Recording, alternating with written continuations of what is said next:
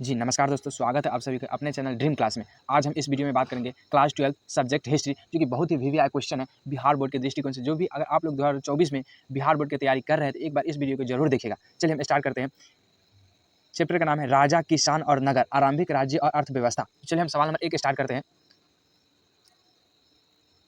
किस भारतीय शासक को नेपोलियन की संज्ञा दी गई? इसका सही आंसर हो जाएगा समुद्रगुप्त। क्या हो जाएगा? समुद्रगुप्त। चलिए फिर हम आगे बढ़ते हैं। सवाल नंबर 2, 16 महाजनपदों में सबसे शक्तिशाली महाजन पद कौन था?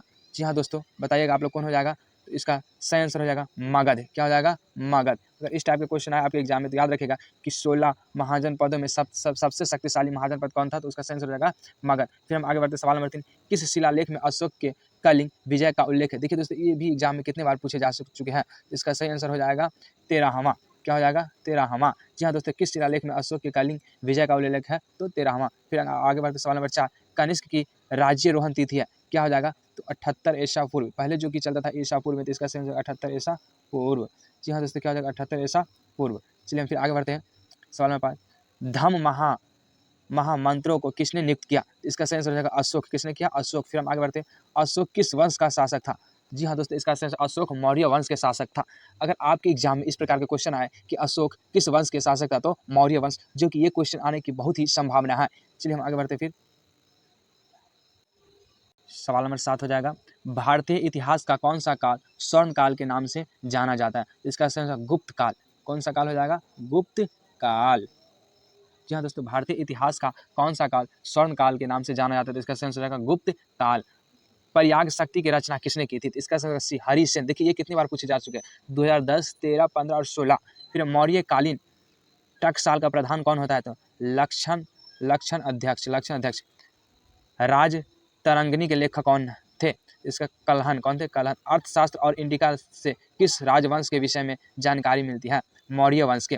अर्थशास्त्र की रचना किसने रचना हुई थी? अर्थशास्त्र की रचना हुई थी तो 4वीं शताब्दी ईसा पूर्व में। कब हुई थी? 4वीं शताब्दी ईसा पूर्व में। जी हाँ दोस्तों, याद रखिएगा कि अगर आपके एग्जाम इस टाइप के क्वेश्चन आए कि अर्थशास्त्र की रचना हुई थी, कब हुई थी? तो 4वीं शताब्दी ईसा पूर्व में। फिर आगे बढ़ते हैं। पतंजलि के महासभ्य से हमें जानकारी मिलती, क्या जानकारी मिलती है? प्राक मौर्य काल की। क्या मिलती है? प्राक मौर्य काल की। अर्थशास्त्र के लेखक कौन थे? तो क्या हो जाएगा इसका? कौटिल्य। क्या हो जाएगा? कौटिल्य।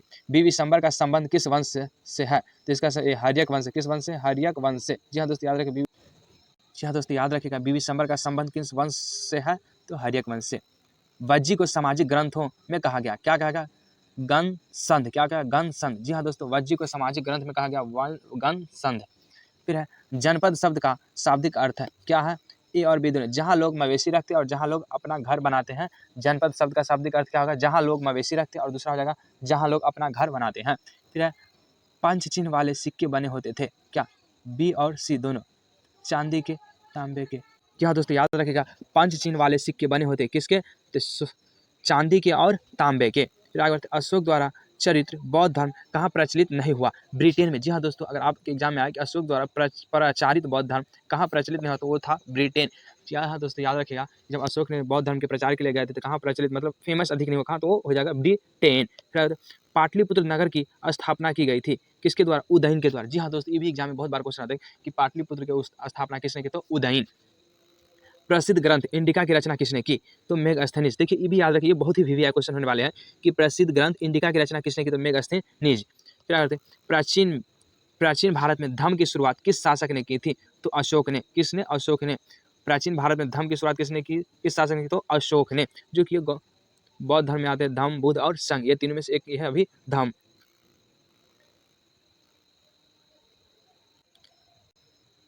जी हाँ दोस्तों, महावीर ने पार्श्वनाथ के सिद्धांतों में नया सिद्धांत क्या जोड़ा? तो ब्रह्मचार्य। क्या जोड़ा? ब्रह्मचार्य। कलिंग युद्ध कब हुआ था? 261 ईस्वी पूर्व में। कलिंग का युद्ध कब हुआ? 261 ईस्वी पूर्व में। फूट डालकर विजय प्राप्त करने का कार्य सर्वप्रथम किस राजा ने किया? तो अजात शत्रु ने किया। किसने किया? अजात शत्रु। जी हाँ दोस्तों, याद रखिएगा फूट डालकर विजय प्राप्त करने का कार्य सर्वप्रथम जो कि सबसे पहले किया था वो था अजात शत्रु। कौन था? अजात शत्रु। जीवक वैद्य किस वंश के काल में था? हर्यक। किस काल में? हर्यक। अपने स्वयं के खर्चे से दूरदर्शन झील की मरम्मत किसने कराई? रुद्रदमन। किसने कराई? रुद्रदमन। फिर आगे बढ़ते, पाटलिपुत्र नगर की स्थापना उदयन ने किस नदी के संगम पर की? इसका आंसर हो जाएगा इन सभी के संगम पर, गंगा, सोन, पुनपुन। जी हाँ दोस्तों, याद रखिएगा कि पाटलिपुत्र नगर की स्थापना उदय ने किस नदी के संगम पर की? तो वो था सोन, गंगा और पुनपुन, मतलब ये सभी नदी पे किए थे। किस पाटलिपुत्र की स्थापना किसने की? उदयन। फिर आगे बढ़ते हैं। समस्त महाभारत ही नहीं, एशिया एवं यूरोप में सर्वप्रथम हुनों को परास्त करने का श्रेय किस शासक को जाता है? स्कंदगुप्त को। जी हाँ दोस्तों, किस शासक को? तो स्कंदगुप्त को। फिर आगे बढ़ते हैं। यूरोप का समुद्रगुप्त कौन था? नेपोलियन। कौन था? यूरोप के समुद्रगुप्त कौन था? नेपोलियन। फिर आगे बढ़ते हैं। किसके अभिलेख में भूमिदान का उल्लेख मिलता है? प्रभावती गुप्त। प्रभावती गुप्त। भूमि अनुदान से संबंधित प्रथम अभिलेखीय प्रमाण किसका है? सातवाहन काल। किसका? सातवाहन काल। 510 ईस्वी में सती प्रथा के साक्ष्य वाला प्रथम अभिलेख कहाँ मिला है?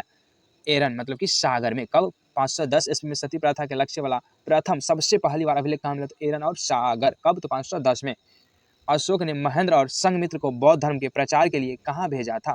श्रीलंका। जी हाँ दोस्तों, या तो इस प्रकार भी आ सकता है कि बौद्ध धर्म के प्रचार के लिए श्रीलंका किसने गया? तो महेंद्र और संघमित्र। और किसने भेजा? तो अशोक ने। कहाँ? तो श्रीलंका।